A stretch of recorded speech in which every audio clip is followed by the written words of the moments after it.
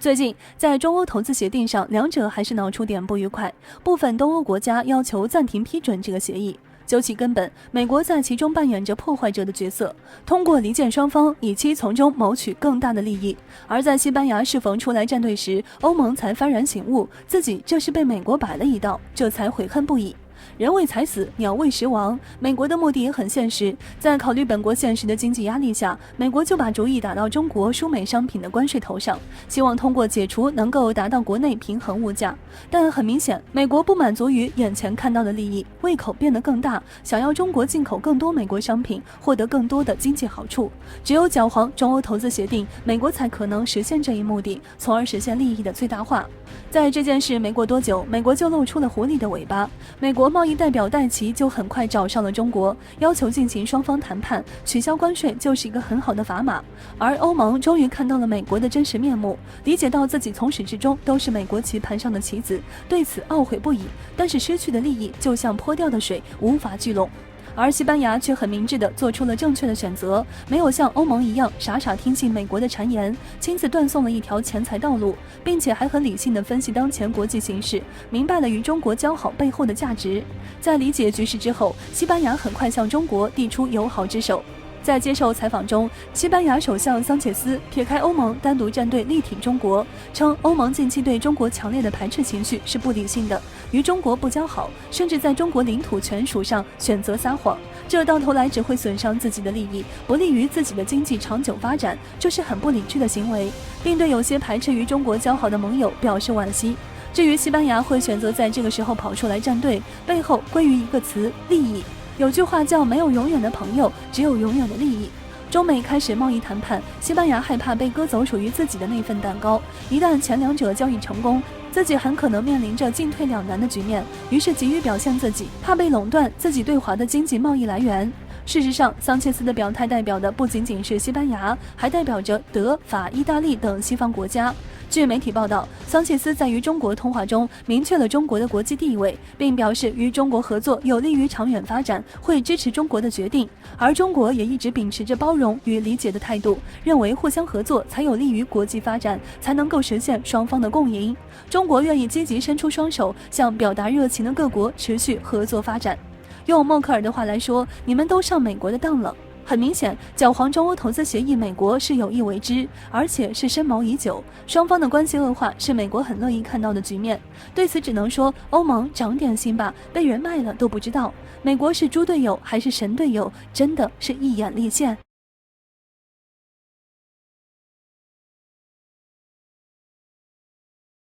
最近，日本国会议员、防务大臣到副首相在不同场合称日本要进入台海，遭到了中国的强烈反对。连美国也称坚持一个中国原则，日本同时被中美两国打脸。祸不单行，日本东京奥运会基本确定一大部分比赛无观众举行，加上日本国内超70%不支持奥运会举行，因此日本打算利用奥运会提升经济的计划已经破产。两件事结合来看，日本无法从举办奥运会获得经济利用，加剧了日本内部矛盾。这时日本右翼就趁机跳出来染指台湾，打算利用台湾问题牟利，甚至做梦让台湾重新日本殖民地。日本右翼冒出这种智障的想法，而且竟然得到政府最高层支持，看出日本经济的前景不容乐观，或者说日本低迷的经济将更加严重，加上持续不断的新冠疫情，让日本经济看不到重整的希望。日本作为亚洲发达国家，但是新冠疫情以来表现不容乐观。首先是日本疫情防控时松时紧，从来没有实现疫情零增长，这让中国人大跌眼镜。日本人不是很守规矩，非常讲文明的嘛？怎么一个小小的疫情拖到现在还没控制好，最终导致奥运会无观众举行，导致大量的直接和间接，甚至是长期的经济巨大损失。中国某些公知宣传的日本与现在的日本相差甚大。然而，本高文明素质的神话直接破灭，从日本向太平洋排放核污水，到三菱电机和神户制钢所等等日本企业造假，甚至连日本独特的工匠精神被网友笑称为工匠精神，做错是鞠躬完事，什么惩罚都没有。新冠疫情就像一面照妖镜，一下把日本真实的一面照出来了。日本疫情控制不好，这是社会治理的问题，但是日本作为拥有高科技国家，医药产业发达，却连疫苗都没去研发，这就耐人寻味了。日本出的救心丹全世界出名，但是疫苗方面却鲜有报道。根据网络媒体挖出来的信息，日本早在上个世纪就放弃了疫苗研发，核心原因之一就是研发疫苗没利润，日本医药企业不愿意做。即使没有疫情，日本在奥运会上面提供各种来自核辐射区福岛地区的农产品作为奥运会食品，这就非常膈应人了。日本在福岛核事故的表现简直就是灾难，连国际原子能机构把福岛核事故从最初的6级升到最高的7级，认定了日本在核事故处理方面就是垃圾，加重了核灾难。日本还想用奥运会提振福岛地区的经济，真是痴人说梦。回应日本声称干涉台湾，中国已经是非常好人，如果换成是苏联，起码会直接取消派人去奥运会，搞崩东京奥运会。不过日本奥运会防疫形势不容乐观，根据日本媒体跟随防疫人员检查工作，即使不让观众进场，存在各种各样的防疫漏洞，因此中国代表团肯定有紧急撤出东京奥运会的预案。作者建议奥运会代表团租一艘邮轮去日本，邮轮可以轻松装1000人，平时可以代表团驻地，万一东京疫情出问题，中国代表团撤退的时候就不用和其他国家代表团挤去机场，直接上船走人。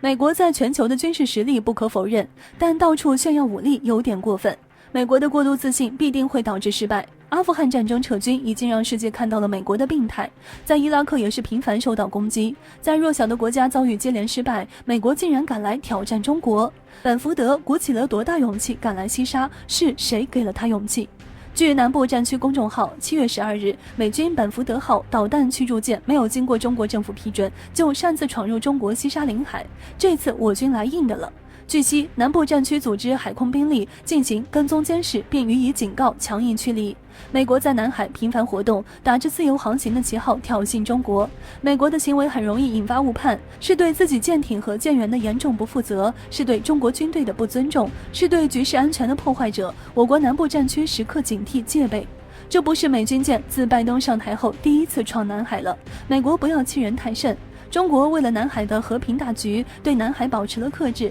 但不能由美国疯狂地拉低中国的底线。美国的行为是危险的，是很容易引起事端的，是逃脱责任的。中国有能力在西沙打败美军，如果美国听见了中国的声音，就不会一意孤行。美国一再声称中国威胁到了自己的利益，反过来讲，美国已经威胁了中国的生命。到底是利益重要还是生命？中国和美国是否会爆发战争，完全取决于美国对待中国的态度。如果继续施加压力，中国不会容忍别人践踏尊严。中国没有侵犯过美国的利益，中国也没有硬闯过美国海域。美国硬闯南海的目的，就是为了显示自己的强势，是一场作秀行为。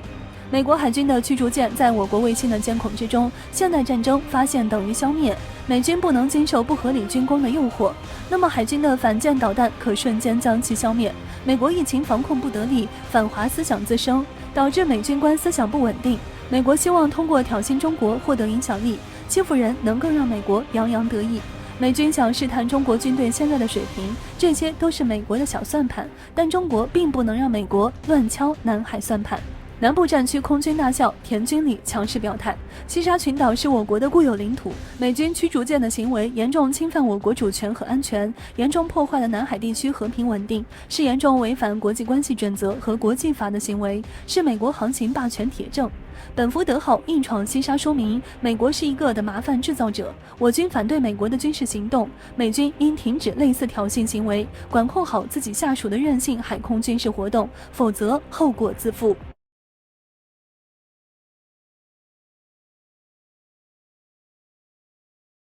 据环球网的报道，中国海军航空兵歼轰7战斗轰炸机部队最近举行了大规模的水雷战演习，通过练习空投水雷设置海上封锁区域。这种战术可以有效地威慑和减缓敌方军舰的行动。据央视报道，北部战区海军航空兵部队在渤海一个未公开海域上空组织了一系列演习，其中包括歼轰7战斗轰炸机在内的多款机型参与了演习。在演习中，几架歼轰7战斗轰炸机在掠海高度飞行和机动，以避免被雷达发现，穿透敌方防空系统后，在指定区域投放水雷，然后返回基地补充弹药和燃料。一位军事专家告诉环球网，用战斗轰炸机布设水雷形成覆盖大片海域的封锁区是是一种非常高效的作战方式，这将阻止或减缓这个特定方向的敌对海军的进攻，而敌人扫除水雷的时间比战机空投布放水雷的时间要长得多。这种策略在外国势力干预台湾问题的可能情况下会非常有效。分析人士表示，歼轰7演练空投水雷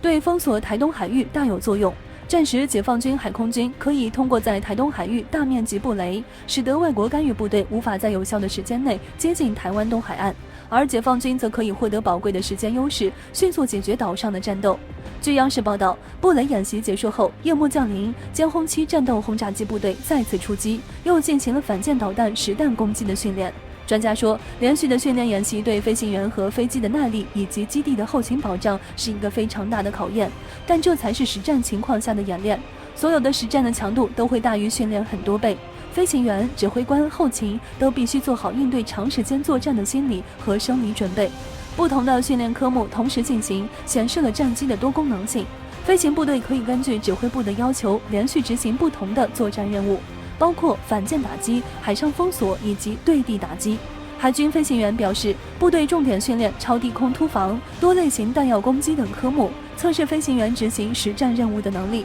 据央视报道，歼轰7战斗轰炸机最近在台湾岛附近和南海等重点地区参加了多次演习任务，显示了这款老式战机宝刀未老。歼轰7依然是中国海军、航空兵和中国空军重要的对地对海打击力量，有着举足轻重的作用。虽然按计划歼轰7会逐渐被歼16取代，但这毕竟是一个长时间的持续过程。只要合理应用，歼轰7依然可以在保卫海疆的作战行动中发挥重要的作用。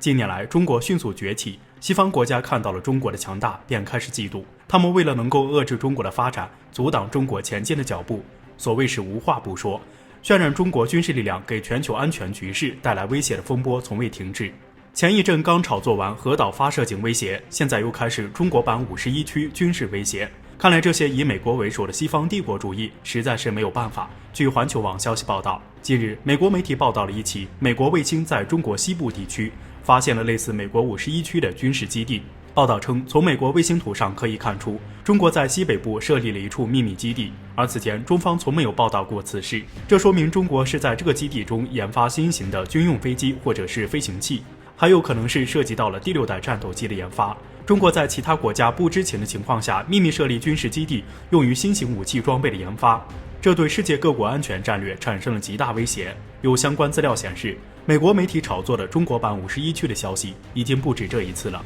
早在2011年，美国哥伦比亚广播公司就曾炒作过中国在西北沙漠地区建立了51区，对全球安全产生了威胁。而所谓的51区指的是美国主要用这个军事基地来建造新型的飞行器和战略武器，而且在这里他们也可以进行大量的实验，所以这变成了美国媒体炒作中国军事威胁的一个重要支撑点。对此，有相关分析人士认为，美国媒体炒作军事威胁就是他们一向以来的作风。美国媒体习惯使用这种看图说话的老套路来肆意对中国泼脏水。中国从未承认过有所谓的51军事基地，他们真实的目的就是为了让中国能够向全球坦白自己的军事实力。他们时常寻找这种与他们的炒作点看起来很相似的卫星图，来恶意的对中国抹黑，企图从中方的回应中掌握中国的军事。这样的行为也极为双标。美国建造秘密军事基地，他们就不会觉得这是正确的。美国只是在提高自己的军事能力，但是只要中国有一点风吹草动，就会大肆渲染中国军事威胁。而之前的核威胁也是同样的炒作。但反过来想一想，中国的核弹头只有350枚左右，而美国的核弹头已经超过了5000枚，他们却炒作中国带来了核威胁，这种说法真是可笑。总之，美国没有任何权利对中国的军事装备评头论足，中国加强国防实力是再正常不过的事，所以美国应该及时停止对中国的炒作，停止对中国的恶意抹黑。如果继续这样的行为，必定会得到中国的严惩。